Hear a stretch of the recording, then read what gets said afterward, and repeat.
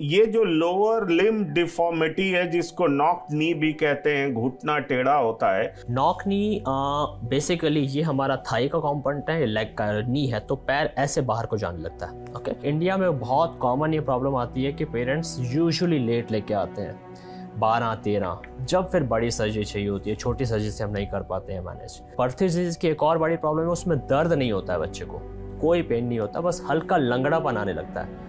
तो अगर पेरेंट्स ये ऑब्जर्व करें कि बच्चा हल्का लंगड़ा रहा है, चाहे वो माइल्ड ही हो, तो भी कंसल्ट एन ऑर्थोपेडिक सर्जन या पीडियाट्रिक ऑर्थोपेडिक सर्जन। नॉर्मली एक बच्चा गर्दन 3 महीने पे संभालता है, 6 महीने पे बैठने लगता है, 1 साल के आसपास चलने लगता है। तो सेरेब्रल पाल्सी के बच्चे में मोस्ट ऑफ द टाइम ये सारे माइलस्टोन्स डिले हो जाते हैं।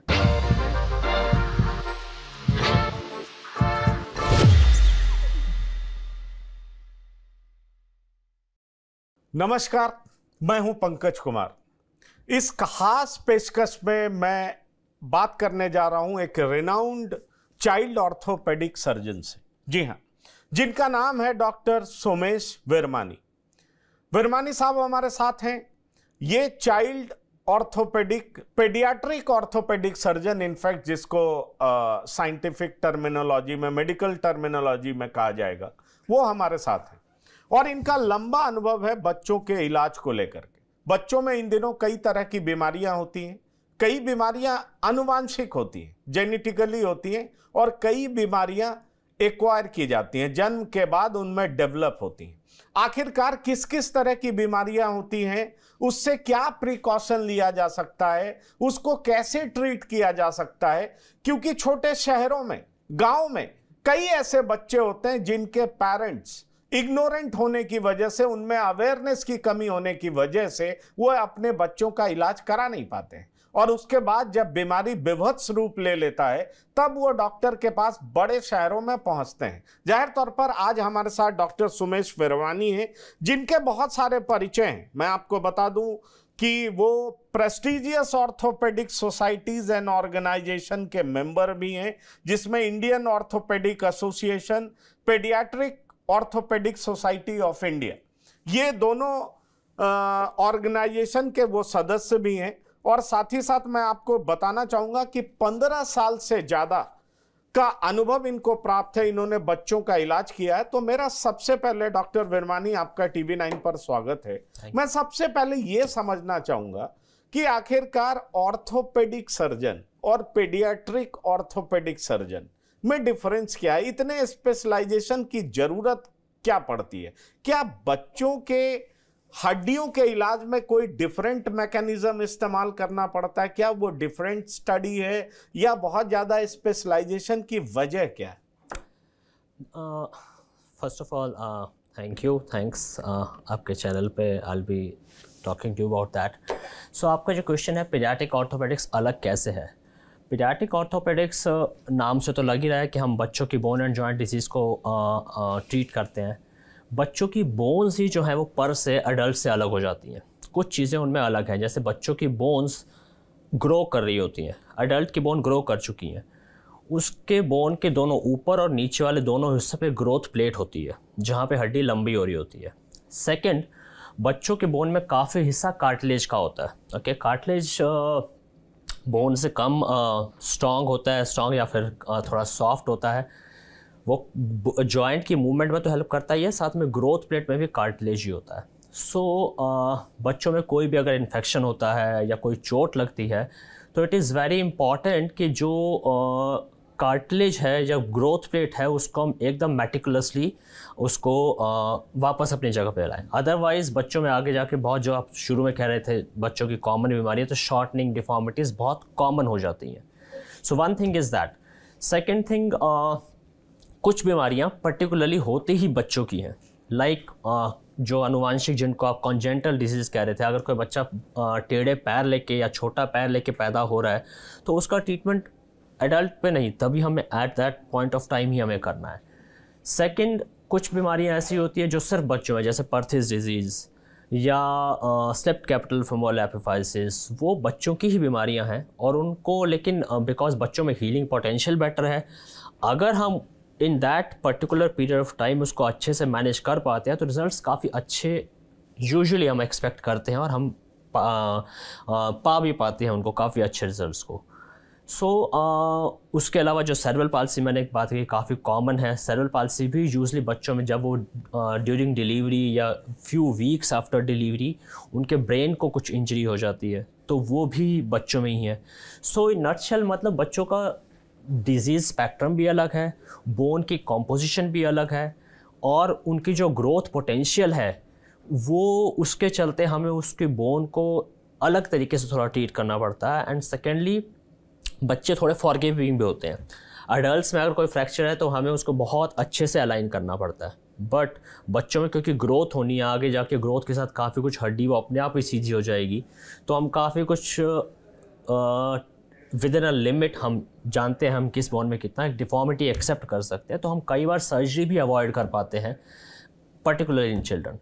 ये कुछ वजह हैं जिसके चलते बोन पीडियाट्रिक ऑर्थोपेडिक डिसऑर्डर बच्चों को हम अलग से ट्रीट करते हैं, और उसके लिए हमें ट्रेनिंग भी डेफिनेटली अलग से चाहिए होती है। मैं अपने एक्सपीरियंस से बता सकता हूँ क्योंकि मैं पहले दोनों एडल्ट बच्चों और बच्चों दोनों को करता था।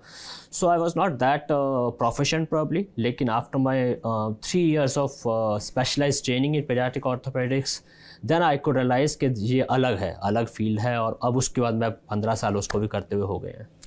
मैं आपसे सीधा सवाल करना चाहूंगा कि बाल ऑर्थोपेडिक्स के तौर पर बच्चों में कौन कौन सी सामान्य बीमारियां बार बार सामने आई हैं?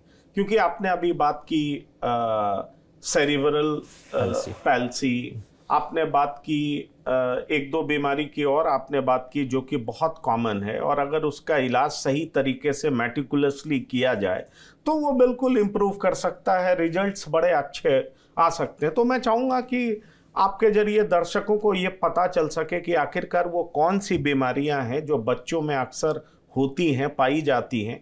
अगर पेरेंट्स अवेयर्ड रहें, अलर्ट रहें, तो उस बीमारी का इलाज हो सकता है। बिल्कुल।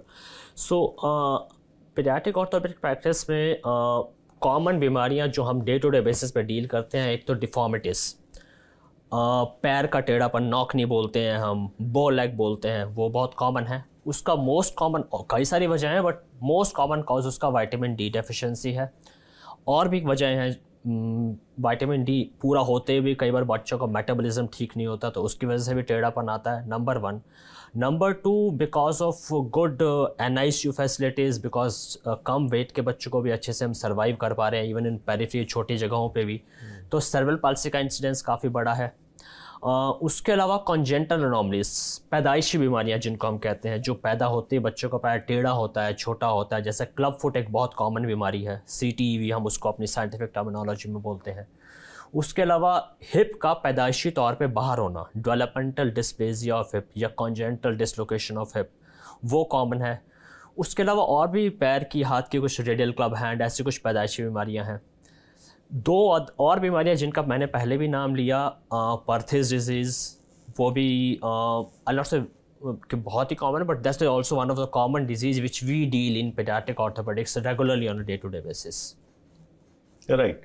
तो ये पर्थेस में होता क्या है दरअसल, क्या सिम्टम्स होते हैं जो आप रेगुलर बेसिस पे डील करते हैं? और साथ ही साथ मैं ये भी चाहूंगा कि ये लोअर लिम्ब डिफॉर्मिटी, ये तो कॉन्जेनिटल है नहीं, तो ये जो लोअर लिम्ब डिफॉर्मिटी है जिसको नॉक नी भी कहते हैं, घुटना टेढ़ा होता है, तो एक तो आनुवांशिक बीमारी है, कॉन्जेनिटल डिजीज है, एक बड़े होने के बाद होता है। तो इन दोनों में जरा डिफ्रेंशिएट करके बताइए, जो पर्थीज जिसको आप कहते हैं कि कॉमनली डील करते हैं, वो किस चीज की वजह से होता है, क्यों होता है, क्या अवेयर्ड पेरेंट्स जो हों, क्या उनके बच्चों में इस तरह की समस्या नहीं होती, और होती है तो उसकी पहचान कैसे करें और फौरन आप जैसे डॉक्टर के पास कैसे पहुंचा जाए? एक तो ये बात है। और दूसरी बात ये है कि जो बच्चे थोड़े ग्रोन अप हो जाते हैं, बड़े हो जाते हैं, जिनके घुटने टेढ़े हो जाते हैं, जिसको हम लोअर लिम्ब डिफॉर्मिटी से ग्रसित बताते हैं, जिसको हम मेडिकल टर्मिनोलॉजी में नॉक नी कहते हैं, उसको कैसे पहचाना जाए? उसके सिम्टम्स किस तरह के होते हैं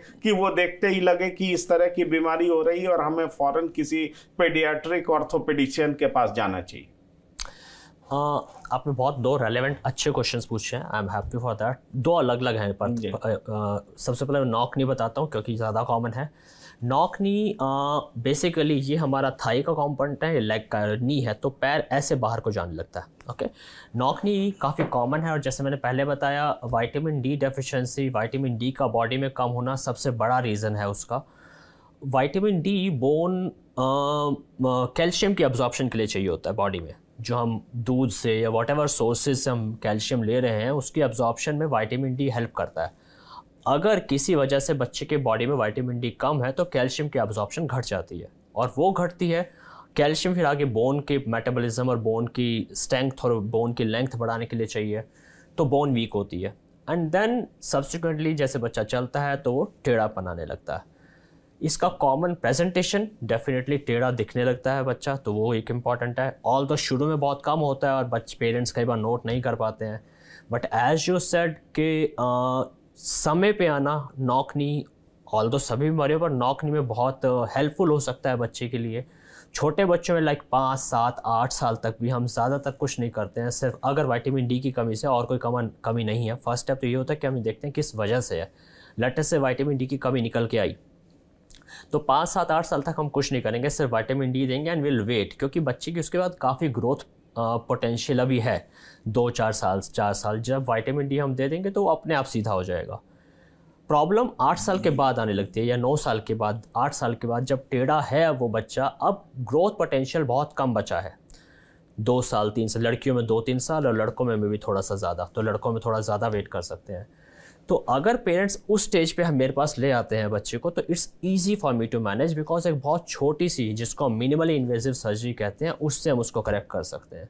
बट इंडिया में बहुत कॉमन ये प्रॉब्लम आती है कि पेरेंट्स यूजुअली लेट लेके आते हैं 12-13, जब फिर बड़ी सर्जरी चाहिए होती है, छोटी सर्जरी से हम नहीं कर पाते हैं मैनेज।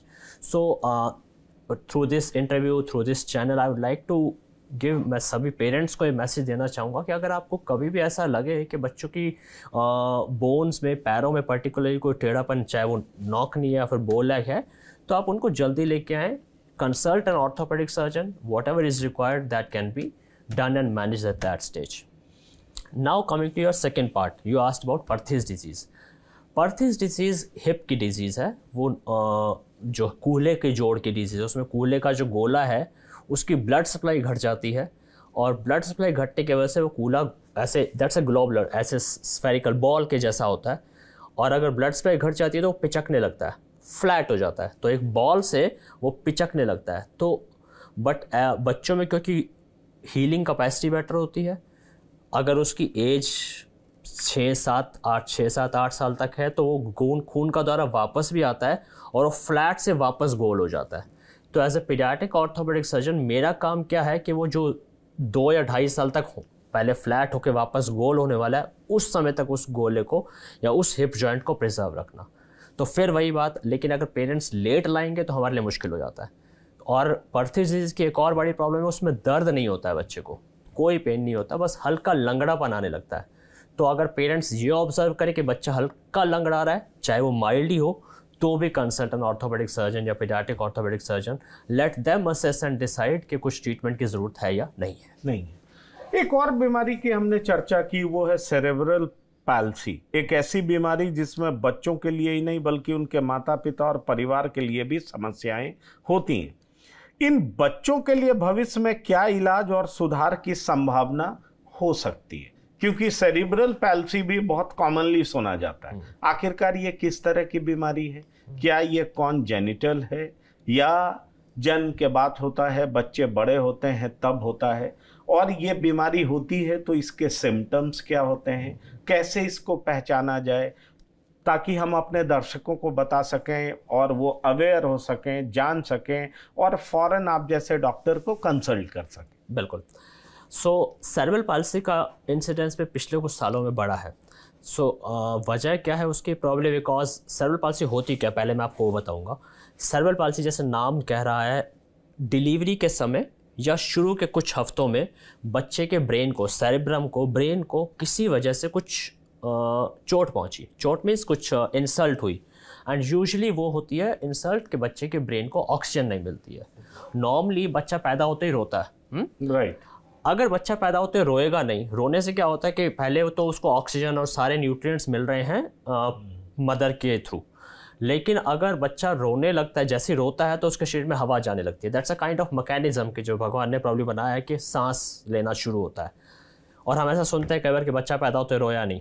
अगर बच्चा रोएगा नहीं तो ऑक्सीजन नहीं जाएगी, ऑक्सीजन नहीं जाएगी बॉडी में तो बाकी ऑर्गन्स फिर भी कुछ मिनट्स तक प्रोबेबली उसको सह सकते हैं, बट ब्रेन को 3 या 4 मिनट में ऑक्सीजन चाहिए। तो वो 3-4 मिनट में अगर ऑक्सीजन नहीं मिलती है तो ब्रेन को कुछ ना कुछ डैमेज हो जाता है, और उसको हम साइंटिफिक टर्म में आगे जाके सेरेब्रल पाल्सी लेवल करते हैं। ब्रेन हमारी पूरी बॉडी को कंट्रोल करता है, बैठने को, चलने को, बोलने को। सो डिपेंडिंग अपॉन ब्रेन के किस हिस्से को डैमेज हुआ उसके अकॉर्डिंगली बच्चे के सिम्टम आते हैं। कोई बोल नहीं पाता है बच्चा ठीक से, कोई सुनने में दिक्कत आती है, किसी की IQ अफेक्ट हो जाती है। तो सेरेब्रल पाल्सी का स्पेक्ट्रम काफ़ी बड़ा है, सिम्टम्स बहुत सारे हो सकते हैं, अलग अलग बच्चे में अलग। सेरेब्रल पाल्सी नाम एक है पर हर बच्चा उसमें अलग होगा। बोलना, सुनना या फिर इंटेलिजेंस काफ़ी बच्चों में बिल्कुल नॉर्मल भी होता है, काफ़ी बच्चों में अफेक्टेड होता है। लेकिन मांसपेशियों की बीमारियां जो हैं, मांसपेशियां टाइट होती हैं और कुछ मांसपेशियां कमज़ोर भी होती हैं, वो ऑलमोस्ट सेरेब्रल पाल्सी के हर बच्चे में होता है। ओके, और वो as a paediatric orthopaedic surgeon मेरा काम उससे डील करना है। तो अब जब मांसपेशियां टाइट हैं तो बच्चे के लिए चलना, बैठना सब मुश्किल होता है, और बस उसका सॉल्यूशन, उसके कॉन्सिक्वेंटली उसके जो माइलस्टोन्स हैं, नॉर्मली एक बच्चा गर्दन 3 महीने पे संभालता है, 6 महीने पे बैठने लगता है, 1 साल के आसपास चलने लगता है।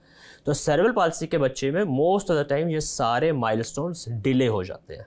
ओके, और that is the most common presenting symptom. Parents को ये दिखाई देने लगेगा कि 3 महीने हो गए बच्चे ने गर्दन नहीं संभाली, 3 से 6 महीने तक नहीं संभाली, तो दैन इट इज़ अब नॉर्मल। तो अगर पेरेंट्स को कभी भी ऐसा लगे कि पैदा होने के बाद बच्चे के माइलस्टोन्स डिले चल रहे हैं, 6 महीने तक उसने गर्दन नहीं संभाली है, या 1 साल तक 9 महीने 10 महीने तक 1 साल तक बैठना नहीं शुरू किया, तो that's a kind of pointer. ये एक इशारा है कि प्रॉब्ली बच्चे को कुछ न, और भी कई सारी बीमारियां जिनमें ऐसा होता है, बट सेरेब्रल पाल्सी उनमें से काफ़ी कॉमन है। तो फिर वही better to consult your paediatrician, even बच्चों के डॉक्टर, क्योंकि वो तो हर जगह अवेलेबल होते हैं, और a paediatric orthopaedic surgeon. Because cerebral palsy में फिर वही बात है कि अगर हम जितना जल्दी ट्रीटमेंट स्टार्ट करेंगे उतना हम आगे प्रॉब्लम्स को बचा पाएंगे। क्योंकि अगर मसल्स टाइट काफ़ी लंबे समय तक एक्ट करेंगी, जिस मसल ने ऐसे एक्ट करना था वो टेढ़ी चलेगी तो हड्डी को भी टेढ़ा कर देगी, देन प्रॉब्लम्स मल्टीफोल्ड बढ़ जाती हैं। राइट डॉक्टर, आपने और भी तरह की बीमारियों का इलाज किया होगा, क्योंकि अगर हम नाम की बात करें तो SCFE, CTEV, CVT, radial club hand, CDK, ये किस तरह की बीमारी है? क्योंकि ये भी बच्चों की बीमारियां हैं। इस बीमारी से सफर करने वाले बच्चे को भी पेडियाट्रिक ऑर्थोपेडिक सर्जन के पास ही जाना चाहिए। बिल्कुल, ये जो आपने जितनी बीमारियों के नाम लिया, SCFE या फिर CVT, SCFE मैं बताता चलो, स्लेप्ट कैपिटल फेमोरल एपिफाइसिस बोलते हैं उसको। CVT है congenital vertical disease, radial club hand. तो CVT कॉन्जेंटल जैसे नाम कह रहा है, पैदाइशी फुट और एंकल की बीमारी है। उसमें एक बोन की ओरिएंटेशन थोड़ी टेढ़ी होती है, जिसकी वजह से पैर में काफ़ी टेढ़ापन आता है। रेडियल क्लब हैंड में 2 बोन्स होती हैं, फोरआर्म, जो हमारी फोरआर्म है, तो इसमें से 2 बोन में से 1 बोन एब्सेंट होती है, तो उससे हाथ टेढ़ा होने लगता है। तो ये सारी ऑफ कोर्स आपने ठीक कहा पीडियाट्रिक ऑर्थोपेडिक डिसऑर्डर्स हैं। और अब इंडिया में पीडियाट्रिक ऑर्थोपेडिक्स काफ़ी एडवांस हो गई है, और साइंस तो ऑफ कोर्स एडवांस हो ही रही है। तो अगर ये ठीक समय पर प्रेजेंट करते हैं तो इन काफ़ी डिजीज़ में हम टाइमली इंटरवेंशन से काफ़ी अच्छे रिजल्ट्स भी ला सकते हैं। काफ़ी अच्छे रिजल्ट्स आ सकते हैं, लेकिन सवाल ये है कि पेरेंट्स में ये अवेयरनेस आना कि इस बीमारी के लिए हम ऑर्थोपेडिशियन के पास जाएं या उसमें भी स्पेशलाइज्ड पेडियाट्रिक ऑर्थोपेडिक सर्जन के पास जाएं, ये भी अवेयरनेस होना बहुत ज़रूरी होता है। क्योंकि मैं आपको बताऊं, जैसे मैं आपके हॉस्पिटल के बारे में भी जानना चाहूँगा, या जहां आप काम करते हैं उसके बारे में भी जानना चाहूँगा कि क्या वो एक्सक्लूसिवली बच्चों के ऑर्थोपेडिक ट्रीटमेंट के लिए ही जाना जाता है, वहाँ पर तमाम ऐसी बीमारियों का ही इलाज होता है? क्योंकि आपने बताया कि पहले आप ऑर्थोपेडिक सर्जन थे और पिछले कुछ सालों में आपने रियलाइज किया कि paediatric orthopaedic surgery is a different thing. इसमें ज्यादा स्पेशलाइजेशन है, बच्चों के बोन्स कार्टिलेज डिफरेंटली बिहेव करते हैं, उनको ट्रीट डिफरेंट तरीके से किया जा सकता है। तो मैं यही सवाल आपसे करना चाहूंगा कि क्या आप जहां काम करते हैं वहां पे बच्चों के बोन से रिलेटेड प्रॉब्लम को ही ट्रीट किया जाता है? और दूसरा सवाल मैं आपसे करना चाहूंगा, एक ही साथ मैं चाहूंगा कि आप जवाब दें, ये जितनी भी कॉन्जेनिटल डिजीज है, क्या ऐसा होता है कि दादा में वो बीमारी हो, पेरेंट्स में नहीं हो, फिर बच्चों में एपियर हो जाता है, मतलब वो अकर करने लगता है, या फिर पेरेंट्स में वो प्रॉब्लम होती है और वो जीन्स के सहारे अपने आप को एक्सप्रेस करने लगता है बच्चों में? ये किस तरह की बीमारी होती है, कॉन्जेनिटल डिजीज, या कंसीव जब माताएं करती हैं उस दरमियान कुछ ऐसी गलतियां होती हैं जिस वजह से बच्चों में वो ये प्रॉब्लम आती है? जरा इस कॉन्जेनिटल डिजीज के बारे में भी बताएं। तो ये दोनों सवाल मैं आपसे पूछना चाहूँगा। ठीक है, मैं आपको दोनों सवालों को जवाब दूंगा। पहला सवाल था हमारे हॉस्पिटल के बारे में। सो मैं सर्वोदय हॉस्पिटल फरीदाबाद सेक्टर 8 में काम करता हूँ। सो वहाँ पर that's a multi speciality hospital, super speciality. वहाँ सारी स्पेशलिटीज़ हैं, सिर्फ पेडियाट्रिक ऑर्थोपेडिक्स ऑफ कोर्स नहीं है, और सारी that's a very well groomed और काफ़ी आज सारी specialities paediatric orthopaedics is a part of them. So paediatric orthopaedics department की बात करूं जो मैं वहाँ पे हेड करता हूं, पेडियाट्रिक ऑर्थोपेडिक्स हमने एक वहाँ पे अलग से डिपार्टमेंट, एक centre of paediatric orthopaedics develop करना स्टार्ट किया है। And we are managing all kinds of paediatric orthopaedics disorders. सारे बच्चों की जो बोन एंड जॉइंट की डिजीज़ हैं हम वहाँ पर उनको मैनेज कर रहे हैं। और वी हैव इंक्लूडिंग मी, हम लोग तीन लोग हैं जो पेडियाट्रिक ऑर्थोपेडिक्स को मैनेज करते हैं। We have a physiotherapy department. So in nutshell I will say कि we are almost well equipped, fully equipped to handle all paediatric orthopaedic disorders at Sarvodaya hospital Faridabad. Now second question of yours which was regarding congenital diseases, वो आपने बहुत अच्छा question मुझे अच्छा याद दिलाया, मेरे दिमाग से निकल गया था। बिकॉज जितने भी बच्चे मेरे पास पेरेंट्स लेकर आते हैं पैदाइशी बीमारियाँ, मैं उनके फेस पे रीड कर सकता हूँ, और कई बार वो पूछ भी लेते हैं। एक बहुत गिल्ट की फीलिंग होती है उनके अंदर। ओके, अगर किसी के बच्चे का पैर टेढ़ा है या छोटा है या फिर है ही नहीं, तो उनको बहुत बुरा लग रहा होता है। जैसे ही बच्चा पहले दिन, दूसरे दिन, तीसरे दिन होता है, तो उनको सबसे बड़ा गिल्ट ये होता है कि हमारी तो कोई गलती नहीं है, हमसे तो कुछ ऐसा नहीं हुआ। तो सबसे पहले तो ऐसे सभी पेरेंट्स को मैं आपके चैनल के थ्रू मैसेज देना चाहूँगा, उसमें उनका कोई फॉल्ट नहीं है, उनकी कोई गिल्ट नहीं है, उनको गिल्ट नहीं रखनी चाहिए, उनका कोई फॉल्ट नहीं है। Because what they have done, they have just, it's just a part of natural process. Genetic एक पार्ट है, कई बार और भी कुछ इश्यूज होते हैं जो शायद समझाना साइंटिफिकली मुश्किल है, बट पेरेंट्स के इसमें कोई गलती नहीं होती है, नंबर 1। सेकंड, आपने क्वेश्चन मेरे से पूछा था कॉन्जेनिटल डिजीज़ या जेनेटिक डिजीज़ कैसे प्रेजेंट करती हैं। जेनेटिक डिजीज़ डोमिनेंट, रिसेसिव, दो तरह की होती है। तो कई बार तो ऐसा होता है कि पूरी फैमिली में रन कर रही होती है, कि दादा को भी, फादर को भी, फिर बच्चे को भी, या फिर मदर को और बच्चों को है। पर कई बार कुछ ऐसे भी होती है कि रिसेसिव के वो बच्चों में जीन जो है वो डिफेक्टिव था बट पार्शियल था। 2 जीन्स होते हैं, तो एक जीन पार्शियल ठीक था, एक नॉर्मल था, तो जिसकी वजह से उसमें सिम्टम नहीं आए पेरेंट्स में, बट अब बच्चे में दोनों जीन्स अफेक्टेड हैं, तो बच्चे में वो सिम्टम आ गए। तीसरी वजह जेनेटिक डिजीज़ की क्या होती है, हम उसको म्यूटेशन बोलते हैं, कि पहले पेरेंट्स में कोई या पूरी फैमिली में ऐसा कुछ नहीं था, बट अब बच्चे की जब ऑर्गेनोजेनेसिस, जब बोन शरीर में ऑर्गन्स बन रहे थे प्रेगनेंसी में, तो तब उसके जीन्स में कोई ऐसा म्यूटेशन या जीन्स में चेंजेस हो गया। सो ऐसा ज़रूरी नहीं है कि पहले फैमिली में भी होगा तो ही आएगा, बट जीन्स में कैसा डिफेक्ट है उस पर डिपेंड करेगा। उस पर डिपेंड करेगा। मैंने इसलिए ऐसा सवाल किया क्योंकि कई सारी बीमारियां अगर आप उसके बारे में जाने तो पता चलता है कि वो दादा में था, पेरेंट्स में रिसेसिव रह गया, और बच्चों में फिर से एक्सप्रेसिव हो गया, डोर्मेंट हो गया। तो ये जेनेटिक्स में पढ़ाया भी जाता है कि इस तरह की बातें होती हैं। चलिए, आपने बहुत अच्छे से बताया। अब साथ ही साथ मैं आपसे एक सवाल और करना चाहूंगा कि एक जनरल पेरेंट्स को जिनके बच्चे ठीक ठाक पैदा होते हैं, उनको अपने बच्चों के बोन के लिए क्या केयर करना चाहिए? क्योंकि सोसाइटी में बहुत तरह की भ्रांति है एक बहुत सारे लोग कहते हैं वीकेंड डाइट शुरू कर दो, दूध मत पिलाओ। कई जगह पे बातें चलती है कि बहुत ज्यादा आप कैल्शियम मत दो, उससे भी बहुत सारी प्रॉब्लम्स होने लगती हैं।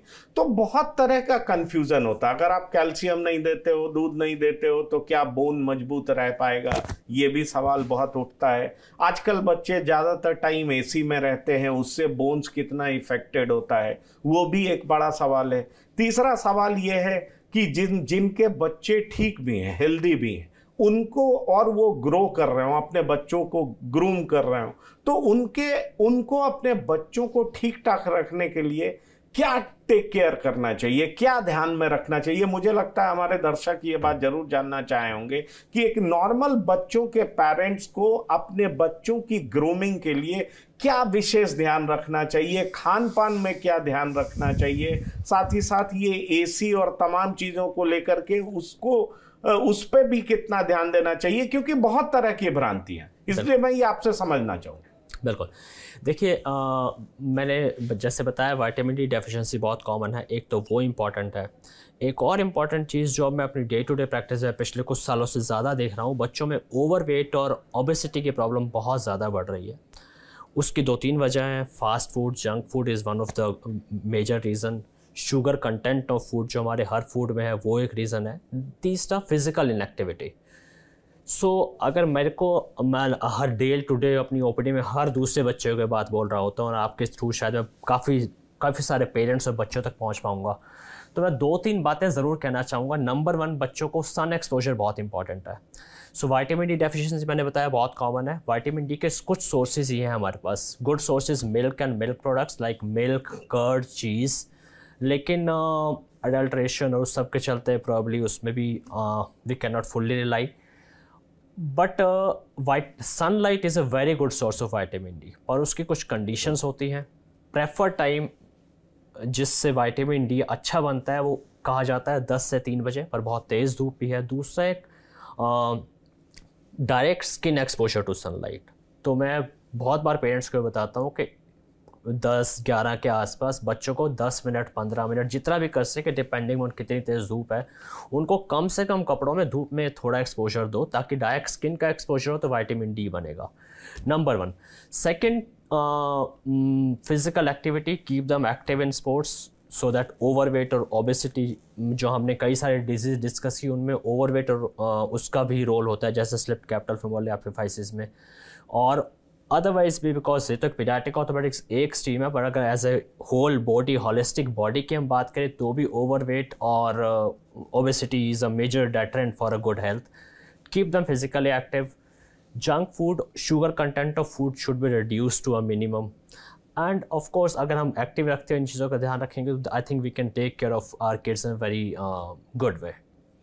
तो थैंक यू डॉक्टर, आपने आज बहुत सारी महत्वपूर्ण जानकारियां दी, और मुझे लगता है कि हमारे दर्शक जब ये वीडियो देखेंगे तो निश्चित तौर पर अपने बच्चों का प्रॉपर केयर करेंगे, और उन्हें बहुत सारी जानकारियां मिल सकेंगी कि बच्चों में किस किस तरह की बीमारी हो सकती है।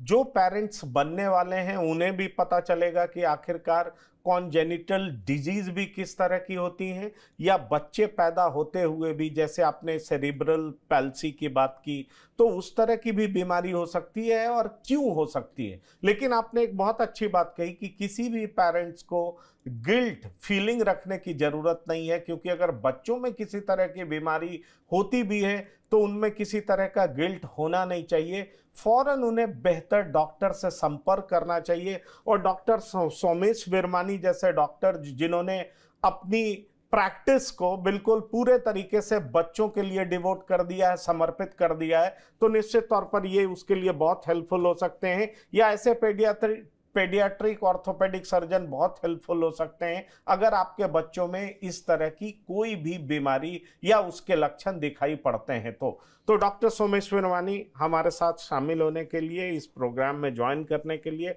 बहुत बहुत धन्यवाद, शुक्रिया। तो इस विशेष पेशकश में इतना ही। TV9 पर आप लगातार जुड़े रहिए लेटेस्ट अपडेट के लिए, ताजा तरीन खबरों के लिए। धन्यवाद, नमस्कार।